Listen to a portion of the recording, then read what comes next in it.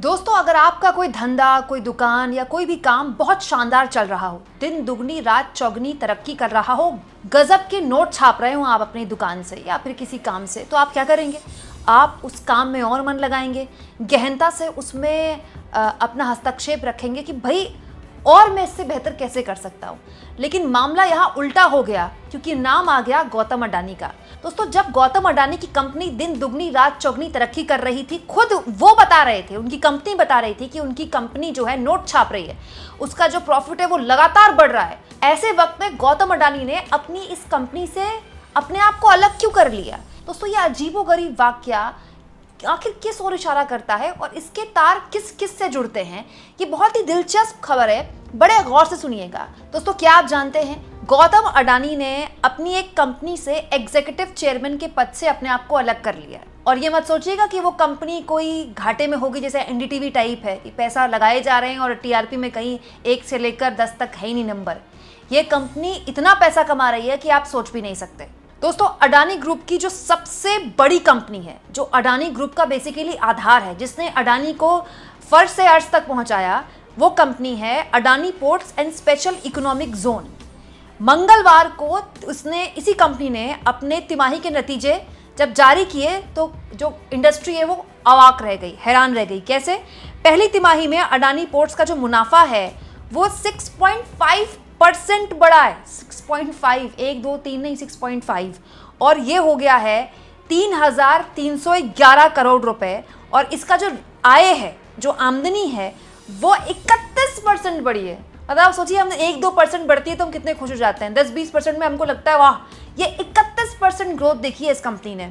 और दोस्तों, cargo volume में भी 11% की ग्रोथ देखी गई है। मतलब इसका सपाट मतलब ये हुआ कि कंपनी गजब नोट छाप रही है। लेकिन अजीबोगरीब उलटफेर देखिए दोस्तों, कि ऐसी कंपनी जो शानदार कर रही है, उस कंपनी से गौतम अडानी ने खुद को एग्जीक्यूटिव चेयरमैन के जिम्मेदारी से अलग कर लिया है। गौतम अडानी ने एग्जीक्यूटिव चेयरमैन के पद से इस्तीफा देकर अब वो नॉन एग्जीक्यूटिव चेयरमैन बन गए। मतलब ये हुआ कि रोज़मर्रा के जो फैसले होते हैं ना, रोज़मर्रा की मीटिंग्स, रोज़मर्रा की जो भी गतिविधियां होती हैं, अब गौतम अडानी उससे अपने आप को अलग कर चुके हैं। अब रोज़मर्रा का जो काम बाकी अधिकारी देखेंगे, गौतम अडानी का काम होगा कंपनी को एक दिशा देने का। अब आप कहेंगे कुमकुम, इसमें क्या बड़ी बात है, हर कोई ऐसा ही करता है भाई, बड़ी बड़ी कंपनियां ऐसी तो खड़ी होती हैं। एक कंपनी खड़ी होती है, उसमें एक फाउंडर उसमें अपने आप को पूरी तरह से झोंकता है, उसके बाद कंपनी के पास कैपिटल होता है, फिर इन्वेस्टमेंट्स आती हैं, कंपनी और इन्वेस्टमेंट करती है, अपना विस्तार करती है, फिर कंपनी जो अपने पैरों पर खड़ी हो जाती है, दौड़ने लगती है, ये तो खैर शानदारी दौड़ रही है, तो फिर जो मालिक होते हैं वो अपने आप को रोज़मर्रा की जिम्मेदारियों से अलग कर लेते हैं ताकि वो उसी ग्रुप की बाकी कंपनियों को भी ऐसे ही दौड़ा सके।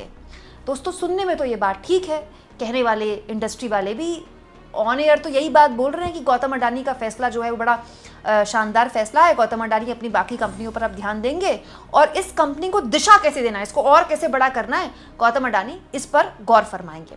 लेकिन इससे जुड़ी हुई बात तब लोगों की नज़र में आई जब राहुल गांधी ने आज एक ट्वीट लिख दिया। बड़ा विस्फोटक ट्वीट है दोस्तों राहुल गांधी का। राहुल गांधी कहते हैं, इंडिया प्लीज अंडरस्टैंड, भारत ये समझे, the reason PM Modi cannot stand up to President Trump. एक वजह जिसकी वजह से प्रधानमंत्री मोदी प्रेसिडेंट ट्रंप के आगे बोल नहीं पा रहे हैं वो ये है कि उन्हें लगातार ट्रंप की तरफ से धमकियां मिल रही हैं अडानी पर चल रही अमेरिका की जांच को लेकर। एक थ्रेड देखिए लिखा है, one thread is to expose the financial link. एक थ्रेड ये है कि एक फाइनेंशियल लिंक का खुलासा हो जाएगा अगर मोदी बोलेंगे। वो फाइनेंशियल लिंक क्या है? मोदी, एए एंड रशियन ऑयल डील्स। अब देखिए, एए तो ये गौतम अडानी है नहीं, ये तो जीए होता, और गौतम अडानी का नाम तो वो खुलकर बोलते हैं, लेकिन ये एए कौन है मुझे नहीं पता। राहुल गांधी जाने, आप जाने, आप कमेंट बॉक्स में लिखिएगा। लेकिन राहुल गांधी ये कह रहे हैं कि एक थ्रेड है, एक पूरी चेन है फाइनेंशियल लिंक का, और ये फाइनेंशियल लिंक मोदी के बीच है, एए के बीच है, और रशिया के ऑयल डील के बीच है। कोई ऑयल डील हुई है और वो लिंक खुल जाएगा अगर मोदी ट्रंप का नाम लेते हैं तो। और इसके बाद राहुल गांधी लिखते हैं, मोदी के हाथ बंधे हुए हैं, मोदीज हैंड आर टाइड। तो क्या राहुल गांधी ये कहना चाह रहे हैं कि मोदी को एक तरह से इस बात को लेकर ब्लैकमेल किया जा रहा है? मेरे शब्द नहीं है ब्लैकमेल, लेकिन राहुल गांधी के इस बात को सुनकर दिमाग में बात आती है कि क्या मजबूर किया जा रहा है मोदी को कि वो ट्रंप का नाम न ले। ट्रंप बात बात पर टैरिफ लगाने की बात करते हैं। पहले 25% टैरिफ लगाने की बात की और कल कह दिया कि 25% के अतिरिक्त और टैरिफ लगाऊंगा, अगले 24 घंटे में भारत में टैरिफ लगा देंगे वो उनके हिसाब से। अब वो फिर पलट जाएं तो कुछ कह नहीं सकते। लेकिन राहुल गांधी ये कह रहे हैं कि वो मोदी इतना सब कुछ होने के बाद भी नाम लेकर उनकी आलोचना इसलिए नहीं करते क्योंकि ये जो फाइनेंशियल लिंक है मोदी, AA और एक रशिया की ऑयल की डील का, वो सामने आ जाएगा। अभी भगवान जाने कौन सी डील है और ये डील में AA कौन है। इसको लेकर एक और बड़ी दिलचस्प बात लिखी है वरिष्ठ पत्रकार आदेश रावल ने।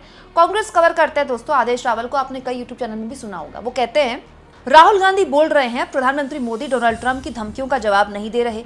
दरअसल राहुल गांधी के इस आरोप में कई कहानियां हैं। राष्ट्रपति ट्रंप के पास कई हथियार हैं। गौतम अडानी के खिलाफ DOJ की जांच चल रही है। डोनाल्ड ट्रंप जानते हैं कि इस मामले को लेकर अडानी समूह प्रधानमंत्री मोदी पर दबाव डाल रहे हैं। गौतम अडानी ने पोर्ट और SEZ से इस्तीफा देने के पीछे भी एक कहानी है।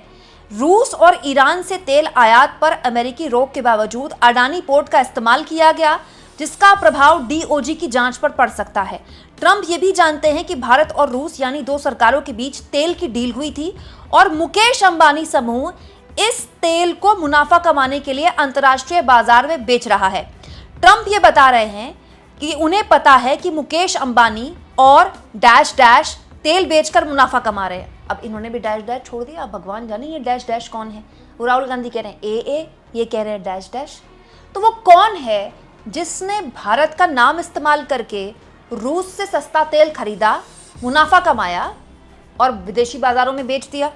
ये तो अपने आप में सवाल खड़ा होता है। आदेश रावल के इस ट्वीट का भी मुझे तो जानकारी नहीं है दोस्तों, आप बताइए आपके हिसाब से वो कौन हो सकता है।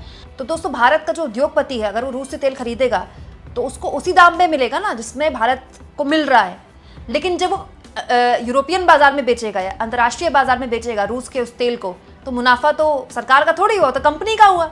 तो क्या इस ओर ही इशारा कर रहे हैं आदेश रावल कि मुकेश अंबानी और डैश डैश तेल बचाकर मुनाफा कमा रहे हैं, तेल बेचकर मुनाफा कमा रहे हैं? वो डैश डैश कौन है भाई?